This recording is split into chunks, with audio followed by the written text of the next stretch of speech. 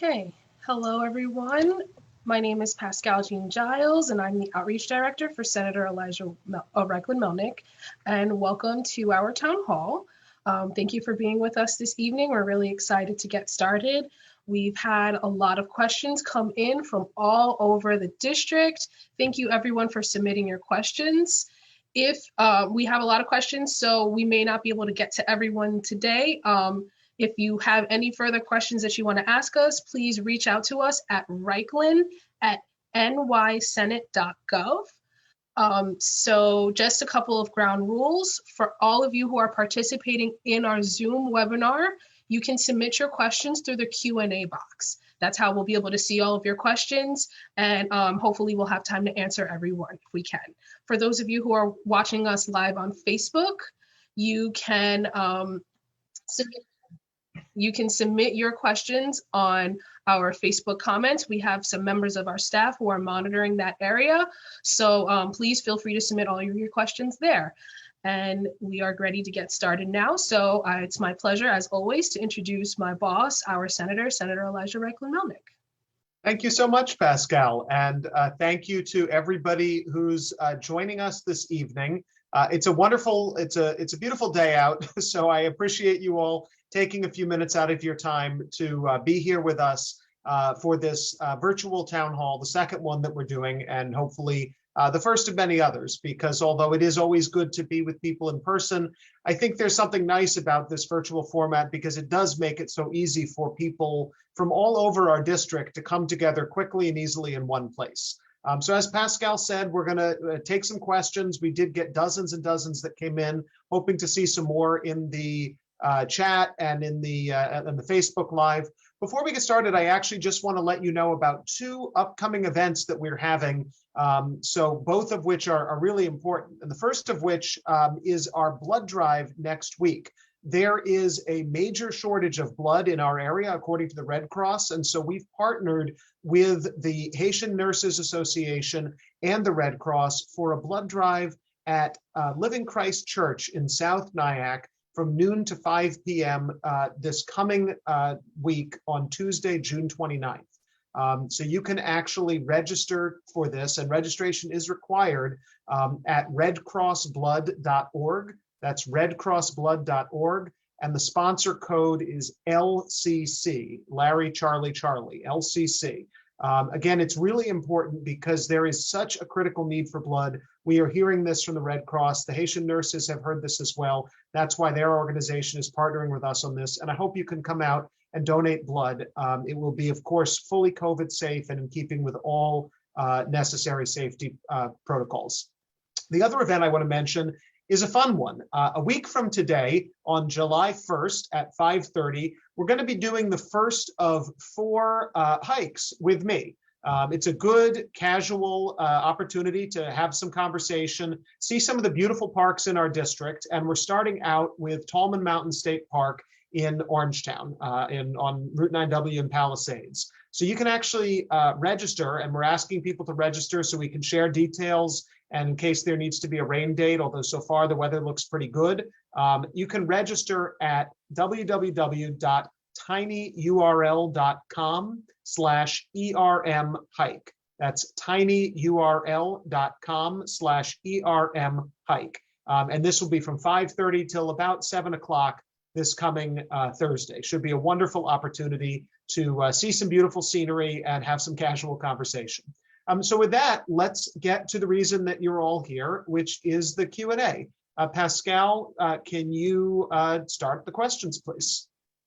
Absolutely. So our first question is from Catherine from Suffern.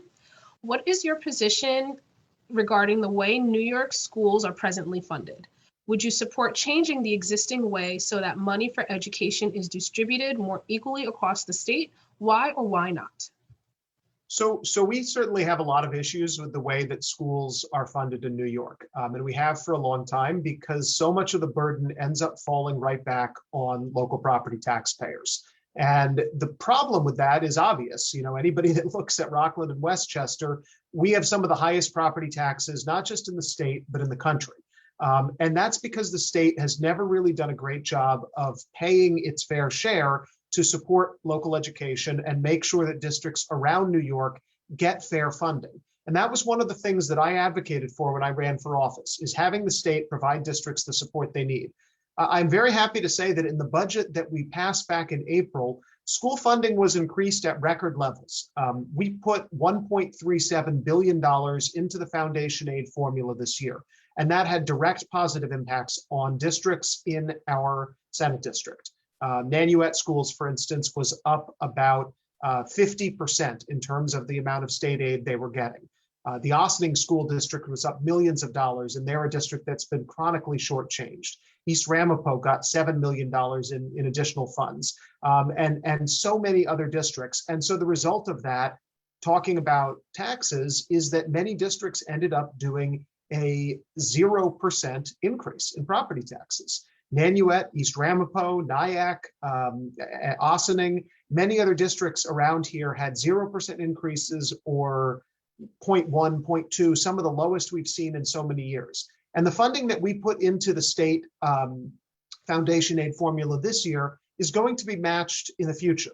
We committed to increasing from 60% to 80% next year of what schools are entitled to, all the way up to 100% in 2 years. And so my hope is that we see with these additional funds, additional support for our schools and additional years of zero or extremely low property tax increases for our taxpayers. Okay, our next question is from Stefan from Spring Valley.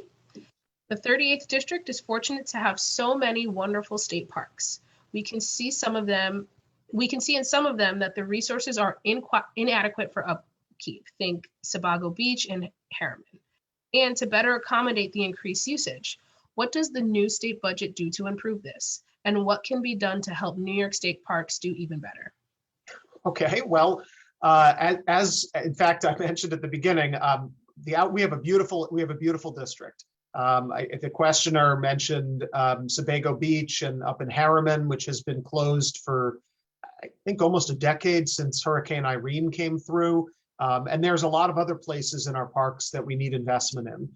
That's one reason to come along on the Hiking with Reichlin-Melnick series of hikes that we're going to do. And these won't be killer hikes, just to be clear. These are more like walks in the woods, but it's a great opportunity to see the kind of district that we live in and see some of these wonderful parks.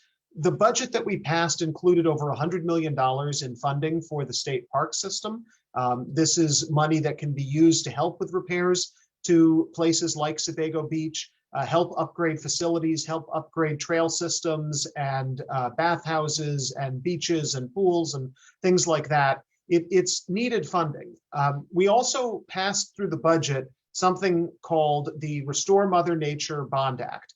A little bit of a corny name, was one the governor was very attached to, but this is, despite the name, an extremely impactful and important bill, which will go before voters next year for approval, because it requires, if it's approved, that the state will be able to spend up to $3 billion on environmental priorities, everything from open space acquisition and protection of watershed lands, to flood mitigation, to climate change projects, energy resiliency, and things like that. So that is something that we hope will pass. It's going to be up to you, the voters, a year from now in November. And I urge everybody to support this because it's going to provide incredibly needed funding to our state park system, open space preservation, climate change, flood mitigation, all of these other wonderful priorities that will benefit our state and our economy and our environment, to be honest. So that's what I would say to that question there. So Sharon from Airmont wants to know, what are the rules for when there are emergencies in nursing homes, especially for those who are short-staffed? They can't take care of us during regular hours, but if there's a fire, we are in a fire, and we all won't be able to get out of the building. Yeah, I mean, that is a huge concern. And we saw in the Spring Valley Evergreen Court fire, the adult home fire that happened back in March, what can happen if people in an adult facility or a nursing home are trapped there during a fire. And it was only because of the absolutely heroic actions of the firefighters that rushed to the scene, including Jared Lloyd, who lost his life there, that we avoided just a unthinkable tragedy in terms of the number of lives that were lost. So we're actually taking action in the state to address these staffing issues in our nursing homes. We passed legislation, the Safe Staffing Bill for nursing homes, and another one for hospitals that really speaks to the need and requires that nursing homes maintain a ratio of staff to patients that is going to better serve the needs of patients and make sure that in crises like we've lived through with COVID and anything like a fire situation, that people can be there and they can help residents. I've talked to nurses who work in nursing homes, and they are caring for so many patients that no matter how diligent they are and how hard they work, there just aren't enough hours in the day for them to get everything done that they need to get done. And so to require additional staffing is an important first step that's going to make a real difference in people's lives. Now, we have to couple that, though, with trying to get more people into the nursing profession. I actually sponsor legislation which we're looking to pass, hopefully in the years to come, that will incentivize people to become nurses and really task the state's Department of Health to work with schools of nursing, figuring out ways to encourage people to join these programs. We've lost a lot of nurses this year. People have gotten burned out. This was an incredibly demanding time to be a nurse, even though we all appreciated the work they did. And I think so many folks who never necessarily thought that much about the healthcare system recognize the heroes that work there. It's still, it's relatively low paid, and it's very emotionally demanding. And so we need to do more to support our nurses, get more people in there, and require that nursing homes and hospitals don't cut corners and maintain reasonable levels of staffing to keep people safe.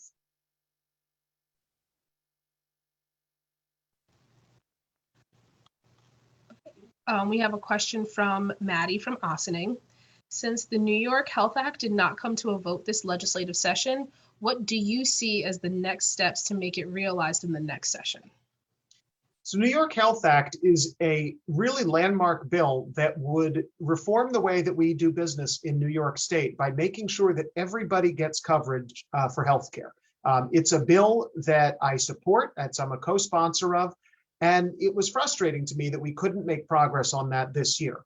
I think that there were a couple of issues because it is a big transition for sure. And people have questions about what would happen with their health insurance. Would they be paying more after this took place? Would the coverage be as good? And I think some of these questions didn't get fully answered. And there were also concerns raised by a number of people from the labor movement, which is an important piece of our coalition in the Senate. And there's need to answer these questions first, I think, before that got passed. That's probably why it didn't come up this year, but I will continue working in the off session and beyond, because I think that you just have to look around and you look at people who don't have access to care, or how many of us who over our lives have had a health insurance plan that when we finally needed to use it, we realized, oh, wait, there's a deductible that's going to have me spending thousands of dollars before I even get to use the plan.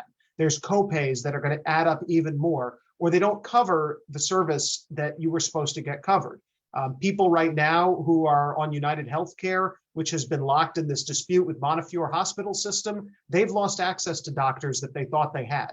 So our current system has a lot of ways that we need to reform it, to improve costs for patients, to make sure that people have access to the care they need. And I think the New York Health Act is a really important way that we could get there. My hope is that we do continue to work on this and we have an opportunity to pass it in the near future in some form that's going to really cover everybody in this state and make sure nobody goes bankrupt because they can't get health care, and make sure that nobody waits until a crisis and goes to the emergency room because they were not able to see a doctor because they couldn't afford the copays. So we have a question from the chat from Bob from Ossining. He says he's a bit concerned that New York State set out a plan to transition to a greener, healthier economy in communities through the CLCPA starting around 2023. But between the pandemic, the uncertainty of whether the federal infrastructure will address climate protection, the focus has dissipated. If he has to go to lobby this fall, to lobby with us this fall, should he go to Albany? Should he go to Washington? Or should he just go to White Plains where he lives and lobby his local legislators? Well, the climate crisis is real. I mean, that is the single biggest issue that we face as a world. I mean, New York has specific local issues, but if we don't get a handle on the climate crisis, we are going to be dealing with a lot more than we can handle as a state. And we just have to look around at what happens when we see hurricanes that we've seen with more frequency than before, more flooding than we've seen before. Storms are dropping more water. We're losing ecosystems. We are losing landscapes. It's going to be a challenge for our farmers to adjust because they're being, really battered by the changes in the weather that we're seeing. And so the CLCPA, the Climate Leadership Community Protection Act, which passed in 2019, a couple of years before I got to the Senate, was a major landmark bill that really helps get New York on a path to a greener future. There is more work to be done to make sure that that gets implemented correctly. And the Senate and the Assembly continued taking action, actually this year, passing legislation that requires that by 2035, new vehicles sold in the state of New York will need to be zero emission vehicles. That's still a ways off, and we've got work to do to get there, but we need to make every effort to transition in the state from the kind of economy we have now to one that is equally prosperous, but based on a more sustainable model.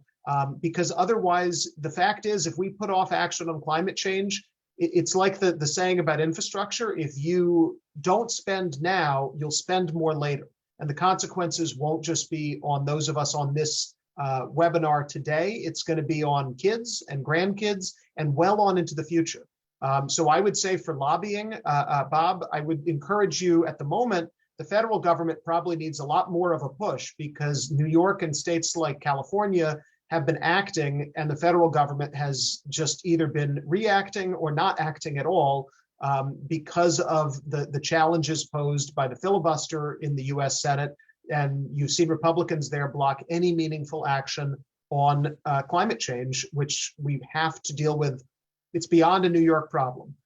So we'll continue working on this end, promoting renewable energy for our transportation sector, for our energy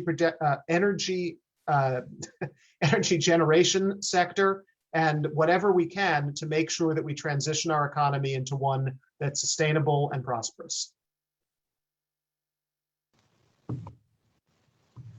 Okay, so Terry from New City wants to know, do you have an update on the East Ramapo Monitor Bill? Yes, the East Ramapo Monitor Bill was one I was incredibly proud to carry and to pass through the Senate with a bipartisan, overwhelming vote. Ken Zebrowski carried this bill in the Assembly. It passed in the Assembly as well, and it is headed to the governor. The Senate sent the bill to the governor's desk this morning. He has 10 days to sign or veto this incredibly important piece of legislation, and I really hope and expect that he will sign this bill. This is a bill, for those of you who haven't been paying attention, although I think it's gotten a lot of coverage over the years, and so probably most of you are familiar with East Ramapo. But this district has been plagued with problems. It's a district with 9,000 public school students, 30,000+ private school students, and a school board which has been composed overwhelmingly and at sometimes exclusively of people who represent and who send their children to the private school community. This has given so many people in that district the sense that their children's education is not what's getting prioritized. Graduation rates in the district are the lowest in the county. Thousands of kids last year did not even get access to Chromebooks in the middle of a pandemic and were without access to education for months before the district realized this. There's been fiscal issues. They had to borrow funds simply to finish their budget year and avoid laying off teachers this year. The district had been sued by the state NAACP and the New York Civil Liberties Union for Voting Rights Act violations. They lost in federal court. And so our bill gives the State Department of Education the authority to appoint monitors for the district with the power to overrule or veto decisions of the school board that do not serve the interests of the children in the public schools by running afoul of state rules and regulations, by violating the district's fiscal and academic improvement plan. It gives these monitors the tools to make sure the district is serving the needs of the public school community. And that is why we have school districts, to serve children that go to public schools, while of course continuing to provide the mandated services to all children, regardless of where they go. So I hope the governor is going to sign this bill. Again, I think he will. I'd encourage anybody who's listening, it can't hurt to send a message to the governor's office and let him know why you think this bill is so important. And then hopefully we'll be able to inaugurate a new chapter in the district's history in just a few days when he does sign it. So Erica from New City wants to know, many states are restricting voting rights. What is New York doing to make it easier for people to vote? To make it easier for people to vote, actually, we were doing a lot this last year. And you're right, Erica, there have been states all over the country that are doing, everything from telling people you can't pass out water bottles to folks waiting in line, to putting laws in place that I think a lot of experts agree are going to let a partisan legislature overturn the results of an election or pressure elections officials to overturn the results of an election that they don't like. And New York, I believe firmly, and so do my colleagues in the legislature, that voting is a fundamental American right. We need to make it easier for people to vote, not throw up new barriers. I'm proud to say that we passed through both houses of the legislature a landmark set of bills this year, which are going to make it so much easier for people to vote.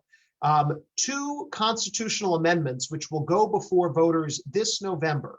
One of them will make permanent, if we get it through voters, no excuse absentee balloting, which we saw for the pandemic this past year. And it used to be in New York that if you wanted to vote absentee, you needed to, have some reason. You had to be out of the county. You had to, have some sickness. You had to have some reason that you needed it. And the reality is that many people simply find it easier to vote with an absentee ballot through the mail than to be able to take off work and go in person. And so this would allow people to do that. We also passed a constitutional amendment, which will go before voters for approval, to allow for same-day voter registration.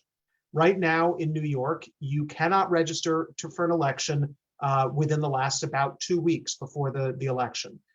This, of course, sometimes means that people who turn 18 shortly before an election, they're shut out of the process. People that didn't realize they weren't registered, and in fact, maybe they went to the polls and were told, you know what, you never registered, they get turned away from the process as well. And so I hope we'll approve this amendment, because that will be a tremendous value for people in our state to be able to have the same-day registration. What we also did is pass legislation to expand early voting. We've had this now for 2 years and 9 days of early voting in New York. And we're expanding the number of early voting sites in many counties. It used to be that we would have one early voting site per 50,000 voters. Now we're going to reduce that to 30,000 voters. And so we expect that will be a little easier for people to get access to early voting sites. And we're also, for those who do vote by mail, people have had questions. People have had questions. How do I know that my ballot application was received? How do I know the ballot that I mailed in was received at the Board of Elections? How do I know that it was counted?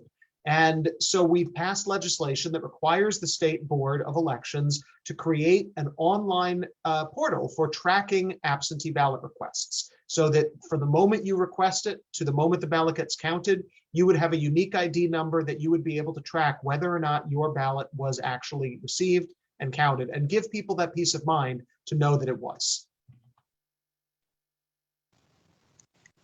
Okay. Mark from Valley Cottage asks, can you make an effort to improve the quality of life issues for Rockland residents, which would include repair to roads and bridges, cleanup of trash and litter, the enforcement of noise regulations for cars and motorcycles with custom exhaust systems?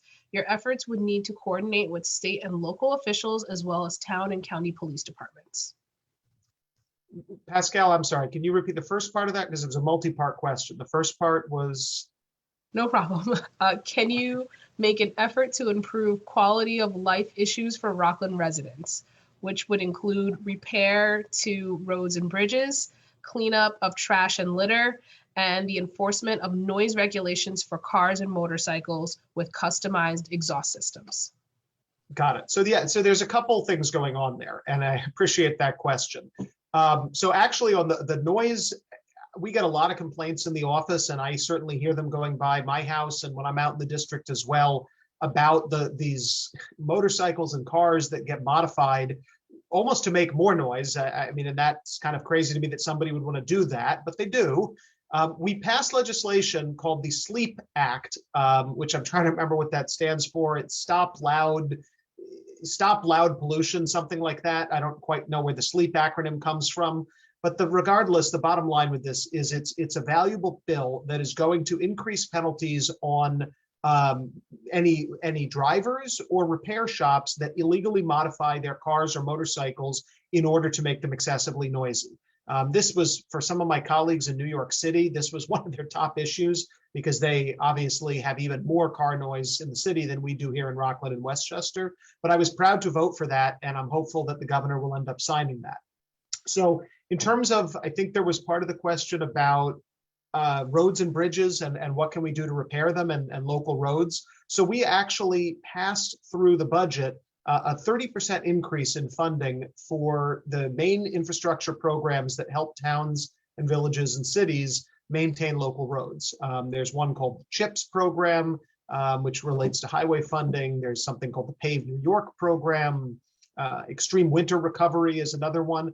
But overall, a 30% increase in these programs. And so that means millions of dollars coming back into the 38th State Senate District that will help towns and villages maintain their roads better, take some of the burden off of local taxpayers, because that's the other value of having the state invest in this. So I hope that that will help, but there is a problem. I mean, you just have to drive around. And I think the question asked about Rockland, but I know talking to my constituents in Westchester, it's the exact same thing. Questions about roads and maintenance and things like that. And it isn't, having come out of local government, it's not easy to figure out how to pay for some of these things. It's amazing how expensive it is to repair infrastructure, but we simply have to find the funds to do it because otherwise the cost just balloons further down the line. Brad from Suffern wants to know, how can you help Suffern update its sewer system? So for a sewer system, there's actually some new funding which we have in the budget for municipal sewer systems like Suffern and Orangetown has one as well.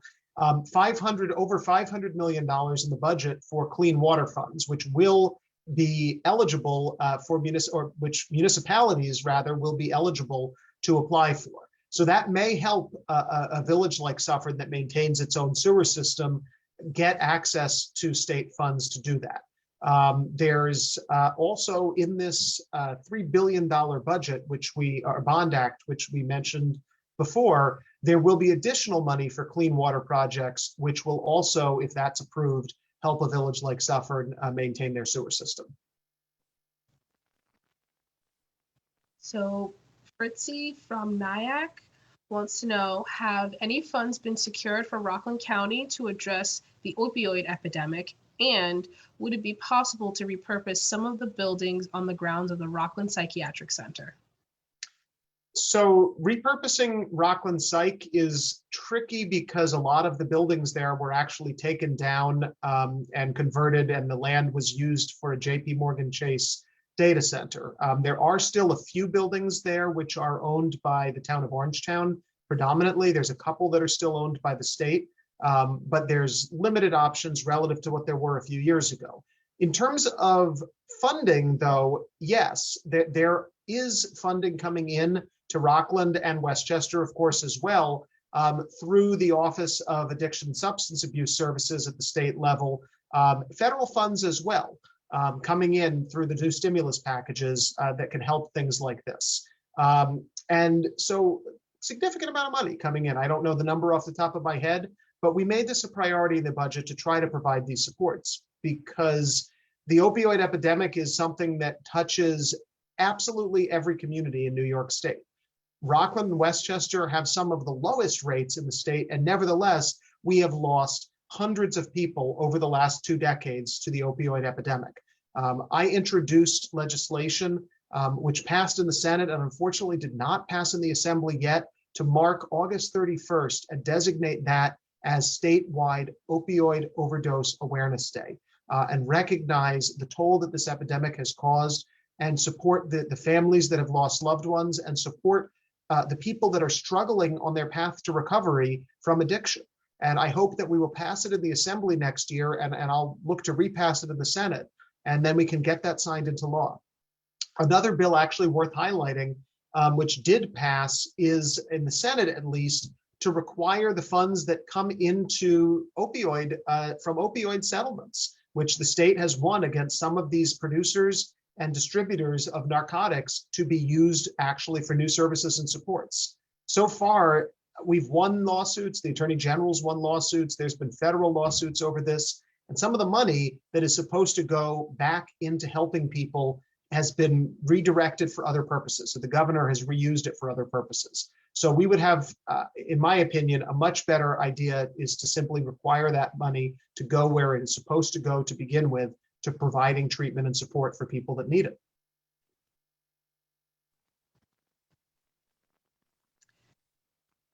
This question is from Bashi from Spring Valley. Our property taxes in our district are sky high, one of the highest in the nation. This is hard on many families, especially low income. As much as the district is, who would want to own home, who would like to own homes in the district, but are unable to afford the taxes? Is there anything you can do to address this? So high property taxes is one of the major, without a doubt, one of the major issues that we have in this area. The state is trying, and a lot of the tax burden comes from schools, towns, local governments. We've actually, in this most recent budget, gotten a start on addressing this issue. It's not enough, but it is a beginning. $440 million fund in the state budget, which actually is a property tax circuit breaker fund for people that make at least or less than $250,000 a year and are paying at least 6% of their income in property taxes, will be eligible for tax credits from this fund. The estimate is it's about 1.3 million households will be able to get help. And we think this is going to be more heavily concentrated in places like Rockland and Westchester that have very high property taxes, rather than a place like New York City that has a high income tax, but not as high of a property tax. This isn't nearly enough, though, because a $440 million fund in the scale of a $200 million budget could certainly be improved on. My hope is this is the first time we've gotten a new program into the state budget to help with property taxes in many, many years. We keep this, we expand it, we make it provide additional levels of support to people in the years to come. And we also do what we can to help local governments save money on property taxes. I introduced one bill which has passed both houses of the legislature, which extends the shared service initiative that local governments have been working with for the last 2 or 3 years, and requires these local governments to come together, counties, towns, villages, fire districts. We're trying to get school districts to participate as well. That's the next step, and figure out ways that they can combine and consolidate their efforts in order to save taxpayers money. It is an incredibly important effort. And sometimes you'll see, towns realize, you know what? Maybe we can, instead of every town highway department buying the same piece of equipment, maybe only a couple of us will, and then we'll rotate it and share it. That's an example. There are so many ways that with smart management, we can find ways to save money. And certainly at the state level, I'm committed to making sure that we stop passing these unfunded mandates down to local governments to make them have to raise taxes in order to pay for them. That doesn't make sense for any of our property taxpayers. So this question is from Lucia from West Nyack. And also we have the same question from Debbie in our chat. Okay. What have you done to support Alzheimer's funding? So the governor proposed, and this is mind-boggling to me, although I guess it was in the middle of a pandemic when we didn't know where the money was going to come from, but the governor actually had proposed to cut funding from the Alzheimer's Disease Caregiver Support Initiative state level. So our final budget, though, does maintain that. It's a $25 million fund. He had proposed to cut over $1 million out of that fund. So we've got a lot of programs and services that help support disease assistance centers, awareness centers, really trying to help people recognize the early warning signs of this incredibly deadly and debilitating disease. But I will always stand up against any proposals that would cut funding from a program like this. And I will support and encourage our federal representatives to increase funding for Alzheimer's research in Washington. Federal government's budget is obviously many times bigger than New York can possibly afford, but we need to be doing our part as a state to help people who are suffering from this disease, help try to avoid it, and help let people know what the warning signs are. So I appreciate we got 2 questions on that. I know it is an important issue because there are just too many people out there who have lost loved ones or are struggling to manage this disease in a loved one right now. And my heart goes out to all of you who are dealing with that. We are going to find a way, I'm confident, as a society and with the medical profession to treat Alzheimer's in a way that will lead to better outcomes for people. So this question is from Philip from Pearl River, with a quick note that there was a shout out given to you on Facebook involving the same question. So it is becoming increasingly more evident that bail reform and other criminal justice / police reforms have led to an increase in crime and disorder across the state. Do you and your colleagues have any plan to decrease crime besides often fruitless gun control measures? Are judges going to regain the authority to keep repeat offenders off the streets? Are police departments going to be able to retain and recruit quality police officers? Are we accepting a tremendous rise in the index crimes as the new normal, or are we going to take a critical look at things that work with communities, police departments, and district attorneys to develop strategies that work? Okay. So it's a good question. It is. And what we're seeing around the country, the questioner is not wrong. There has been an increase in crime in New York, and there's been an increase in crime in nearly every state and nearly every city in the country. It is an extremely concerning problem because up until the last few years, what we've seen over the last 25 is that crime had gone down around the country. And whether it's COVID or anything else, we need to figure out what we can do, particularly the murder rate, which is up in many cities and in many states, both Democratic and Republican, blue and red, whatever you want to say, around the country. I don't know that we all have the answer. I understand that the questioner wants to lay this on the criminal justice reforms that were passed through the state legislature a couple years ago. I don't know if that is necessarily the case, but we need to evaluate to what extent those reforms are serving their purpose. And there was a broken system that they sought to solve, where people could be charged, 2 people with the same crime. One waits for their trial in the comfort of their home, one waits for their trial in jail, and the only difference is who has money, not who's more dangerous. That does not make sense. That said, the people that are being charged with violent felonies can continue to be held on bail. Judges have that authority, and if they think that somebody is dangerous, they should be using it.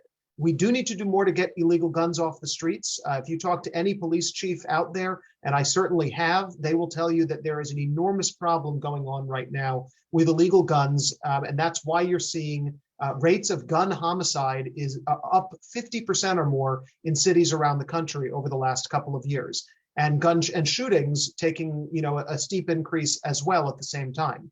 I've actually introduced legislation working with local police chiefs, which would give judges more discretion in cases involving illegal gun ownership to hold people if they feel that that person is posing a danger to the community. I do not think we need to go back to the system we had before the criminal justice reforms, which was deeply unfair to so many people, but we do need to recognize this increase in crime and look for common sense ways that we can keep dangerous people, particularly those who are in possession of illegal firearms, off the street and make sure they're not out there committing new crimes.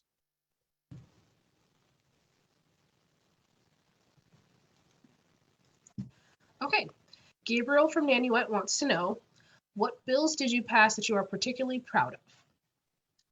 That's a good question. I mean, it's kind of an easy question, I guess, but there's a couple, and I appreciate that. So we talked about East Ramapo, and that is probably the bill that I am most proud of passing because it is going to make such a difference in the lives of kids in that public school system who have been deprived of the opportunity to get the education we know they need. But there are other ones which I think it's worth mentioning. This gets a little technical, but it's worth highlighting. So there's a lot of kids, and hopefully not too many, but some kids who, when they're less than 3 years old, it becomes apparent that they have developmental delays, whether it's on movement, on speech, on learning, on things like that.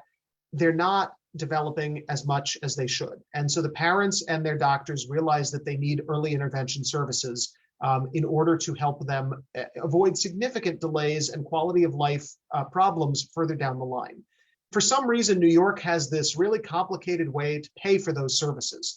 We make people submit their claims to insurance providers. The insurance providers deny 80 to 90% of them, and then counties and New York State are left to pick up the bill. And in the meantime, people don't get the services they need for their kids, and the providers of these services don't get the payment that they need, and many of them are closing, and that increases wait time and it reduces outcomes for the children that need it. So I sponsored a bill that passed both houses of the legislature and is awaiting the governor's signature that would increase the fees that insurance companies pay into the system so that these services can be covered. It reduces the wait for parents, it reduces the wait for providers, and importantly, it takes $20 million off of county taxpayers around New York State who were having to pay for these services because insurance companies were refusing to cover them. So that is an incredibly important bill, which I am proud to have sponsored. One other I would mention, or actually a couple other real quick, because I know we've got more questions to get to. Holiday lights, Christmas, Hanukkah, Kwanzaa, whatever you might be using them for, some of them have lead in the cords. And so people don't know this. I've talked to a lot of families and they had no idea. We passed a bill. I introduced Assemblywoman Sandy Galiff, who I work with over in Ossining, introduced the assembly version. That also passed, which requires manufacturers to put a warning label on their products if they have lead in the cords that lets people know they must wash their hands thoroughly after handling, because otherwise, if you touch it and then, especially a kid, puts their hand in their face, rubs their, anything like that, it could be a pathway for lead exposure, and we know how damaging that is to kids. And then finally, one which is symbolic but very meaningful for me, Ken Zabrowski and I passed a bill, which we both introduced, to rename a stretch of Route 304, the Rockland County Clerk Paul Piparato Memorial Highway. As many of you know, we lost Paul last year suddenly at the age of 61. He passed away in his sleep, and he was an icon in Rockland County. Everybody loved him. He just was a fantastic public servant. And so renaming a stretch of road on the way from where he lived in Haverstraw to where he worked in New City is a fitting gesture. And I'm looking forward. This one, of course, will be signed into law. And I'm looking forward to seeing that made a reality. Pascal, we getting any more questions from the chat or from, from Facebook or anything like that? I've seen a couple questions from the chat, Okay. couple of which we are actually going to address later today. Okay. But I'm more than happy to just jump to it. So this question came from both Mirla from the chat and Victor from Ossining about where's New York State in the process of redistricting? When will we see this proposal for some new district lines? So we're very at the beginning of the process, I guess, is what I would say. The redistricting happens every 10 years after the federal census, because we need to make sure that the districts still have the same number of people. There's 63 state senators, 150 assembly members, and we're losing a congressional seat, although the population in New York's actually growing. But we need to make sure the districts have the same number, because otherwise you have some people being overrepresented and other people being underrepresented. But we can't do that until we get the data, detailed data about how many people live in each town and village and in each block and each street in our district from the Census Bureau and the federal government, and they haven't delivered that yet. And they are telling us they're not going to deliver it until September, which means the redistricting can't start until September. So we may not know, unfortunately, for a number of more months, what shape this 38 state Senate district, our assembly districts, any of our congressional districts are going to look like. We need to start petitioning. People will be running and collecting signatures to get on the ballot starting late February of 2022. So sometime before then, I will need to know, and all of my colleagues in the Senate and the Assembly, and anybody who might want to run for Senate or Assembly or Congress will need to know what communities are in the district and what communities are not. That's probably going to be late part of the year, maybe around Christmas, maybe early in 2022. Okay. So we also have a question from Richard from Spring Valley. He wants to know, what are you doing to support seniors in Rockland County? Great question. So we're talked a little bit about some of the tax relief programs, which I think particularly will help seniors who are really burdened by high property taxes. There's a senior property tax exemption, which I introduced legislation for to raise the threshold, because right now you only qualify for the full exemption if you are making under $37,000 a year. I would raise that to 50 because we're in a pretty high cost part of the state. And that 37 has not been raised in a number of years. And to take account for the cost of living, which has really gone up, this would help a significant number of new people get access to that tax relief program. We also passed legislation in the Senate that establishes a task force to really look at the long-term care system that we have in New York and try to figure out, in the wake of COVID, where we saw nursing homes struggle with infection control, we saw nursing homes struggle to keep staff there, we saw nursing homes try to figure out what to do with visitation and how to keep people safe while letting family in as well. This would look at that and figure out what is the best path forward, because when you look around the state, we had tens of thousands of people who passed away in nursing homes from COVID and from other diseases. And in many cases, those diseases worsened by the isolation that was brought on because of this pandemic. We hope we're never going to see another pandemic, but we need to make sure that no matter what, we are doing what we can to ensure that nursing homes are ready to help the most vulnerable people in the community who need that help, and that the state is going to be looking out for them. We did the safe staffing bill, and we're also working on legislation on the senior front, really to help on the prescription drug programs like the EPIC program that helps people with prescription medication, to crack down on PBMs, these pharmaceutical or pharmacy benefit managers that really jack up the price of prescription medication at the expense of consumers and local community pharmacies too. So there's a lot going on. There is a lot more, and I think, though, again, for seniors, a lot of the folks in this district comes back to taxes. That's why it's a priority. Great. So we have a question from Mirla and George from Ossining. What is your highest priority for the next legislative session? So there's a couple of things. One of the major priorities, which I was pushing for, and a lot of other suburban legislators were pushing for this year, is funding for pre-K programs. We got a little bit of an increase this year, about $100 million increase statewide for pre-K, but it still doesn't match New York City. New York City has universal pre-K now, and the rest of the state does not. And that is a burden on parents and families and kids. And so that's a priority for me in the next budget that we're going to go into, is truly getting parity for pre-K, parity for pre-K programs between New York City and the rest of New York. I would say that's probably one of the highest funding priorities. One other thing, though, funding-wise, which we've got to address, is this issue of home care workers who are extremely low paid, and people out there, seniors, people with disabilities who need home health aides in order to keep them out of adult care facilities, nursing homes, anything like that. A lot of these workers out there that provide that care are getting paid what you could make flipping burgers at Burger King or McDonald's. And so they're losing out, and many of these agencies that provide home health aides are losing workers to fast food places because the job is much less demanding and pays basically the same. We've got to do more to raise the pay for home health aides, because not only does that help the people that need it directly, it's going to save tremendous amounts of money in the long run, because taking care of somebody in their own home is so much cheaper for New York State than if people have to go to a nursing home facility. And you think about what Medicaid pays and all of that, we can save a lot of money if we do that prevention.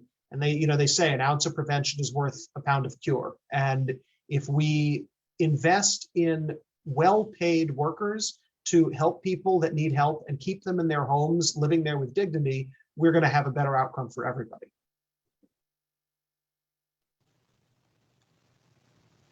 Okay, so I think we have enough time for about 2 more questions. So the first one is from Evan from Nanuet, which is, what is the status of your bill S3995 to make mental health care a constitutional right? Did it pass? Did it not pass? Where's the bill? So unfortunately, that bill that I introduced did not pass this year. That is another major priority for next year to get that through. And this is a constitutional amendment which actually puts physical and mental health on parity in the New York Constitution. Right now, the Constitution says that the state and local governments shall provide for the health of residents, but that they may provide for mental health services. And it's an important distinction because that shall and the may covers a lot of ground. And so if we can pass this through the Senate and the Assembly, have it go before voters, it will send a message that mental health care is health care, just like anything else. And you need a strong body and a strong mind, and you need a healthy body, healthy mind in order to have a healthy and productive life. So our last question will come from Barbara from Spring Valley, which is, when can we see more affordable housing in Rockland, specifically for seniors in Ramapo? So we need affordable housing, and I appreciate that from Barbara. We need affordable housing in Ramapo for seniors. We need affordable housing in Clarkstown, in Nanuet, in Ossining, in Orangetown. No matter where you look, we need more affordable housing. It is a huge problem. I've been working closely with the Rockland Housing Action Coalition, trying to support their mission to help provide new affordable housing opportunities for residents, actually help support them with additional line item funding in the budget. But the reality is that there are state programs that can help local governments, that can help developers of affordable housing. There are federal tax credits. So much of the issue is that we need local governments to step up and make it easier for affordable housing to get built. Where I was a village trustee in Nyack, we had a law on the books that any new multifamily housing project needed to contain at least 10% affordable units. Nyack's the only place in Rockland that has that local zoning rule. And so as new developments get built, it's important that we're building affordable housing in from the ground up, not putting it off in a ghetto somewhere, but integrating it with the community and recognizing that affordable housing doesn't mean, people have these stereotypes sometimes of affordable housing. Affordable housing is for the seniors in our community. It could be for the volunteer firefighters in our community, for a young teacher trying to get off the ground, for a student who's moved back home and that doesn't have room to live with their parents. There are so many people that need housing opportunities in Rockland and in Westchester that we need to do everything we can to support, and I will continue to do that. Okay, so Senator, do you want to do one more question, or? Sure. Yeah, I think we're going till 7. We can do one more question. Do we have anything in the chat or anything, anything that people had submitted in advance? We have a couple questions in the chat, and we also have one that was submitted in advance. It has to do with our state roads in Rockland. So okay. This one is from Betty from West Nyack. She wants to know, in Rockland, the state roads, Route 304, Route 303, Route 59, are in bad shape with weeds, broken metal dividers, medians, and potholes. They all need a big infrastructure upgrade. Same for the Palisades Parkway past exit 10. Any idea of when all of this will happen? I don't know who asked that, but I certainly agree. So we have a lot of problems with our infrastructure, and this seems to be kind of a theme of the evening, which you could see when you drive around the district. I think the questioners from Rockland, but I also hear from my constituents in Briarcliff and Ossining about the state of Route 9A over there, which we're trying to get the state DOT to figure out how to repair and renovate in a way that's going to improve safety. So the state budget actually does include $3 billion for the Department of Transportation. That's money that will be able highways out there. I think the questioner mentioned 59 and 306 and the Palisades and stuff like that. That money can go to help them. We're also hoping, and I would encourage, although I don't think he needs much encouragement, but encourage you to reach out to our federal representatives, Congressman Mondaire Jones, Senators Chuck Schumer and Kirsten Gillibrand, and really urge them to make a priority the federal infrastructure bill, which is being debated in Congress, which would have, I mean, hundreds of billions of dollars being spent, and a lot of that, certainly some percent, would come back to New York. All three of our federal reps are very supportive of it, but the federal government has financial resources that a state like New York simply can't match. And so as much as we put in, and $3 billion is a lot of money into the Department of Transportation, the federal government can spend more. And it can do it because interest rates are at historic lows. And it's a great time for the federal government to be borrowing money when the interest rate is close to zero, and then making these investments.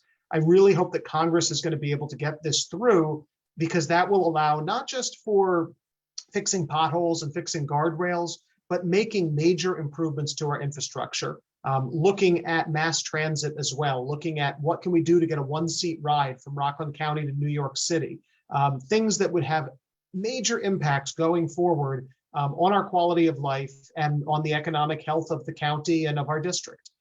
So that's where I think we'll leave it, Pascal, if we're getting up to that 7 o'clock hour.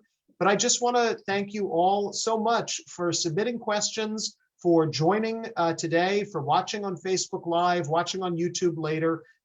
There are a lot of people out there in our district who have things they're interested in, and staying engaged is so important. You know, it's really easy to get lost in the cynicism about government and figure nothing's ever going to change, nothing's ever going to get better. So why should I even bother talking to my elected officials? Why should I even bother staying involved in my community? But it does matter, and things can get better and they can change. And if you who are engaged and involved tune out, then they're going to get worse. So stay involved, stay engaged. If you didn't get your question answered today, please feel free to follow up via email. You can reach me at Reichlin@nysenate.gov, Reichlin@nysenate.gov. It's very easy. And our offices are open now in New City and in Ossining.